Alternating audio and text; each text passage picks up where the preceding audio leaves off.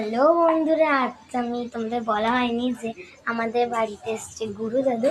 আর এখানে আমার মা রান্না করছে, চলো দেখাই কি কি রান্না হচ্ছে। এটা হচ্ছে দেখো পরোটা ভাজছে আমার মাই, দেখো মা তাকাও। আর এখানে আমার দিদা রুটি ভাজছে, মানে রুটি করছে। আর এই দেখো পরোটাটা। আর এখানে আছে তরকারি, আলু পটলের তরকারি, বেগুন ভাজা আছে। ডালটা তুলে দেখা, ডালটা দেখাই চলো। এই দেখো ডাল, আর মিষ্টিটা এখনো ঢালা হয়নি, মিষ্টি হবে। দেখো এই যে মিষ্টি ঢালবো।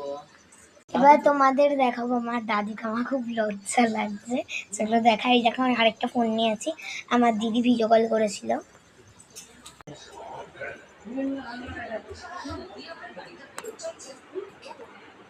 দেখতেই পেলে আমি দেখালাম।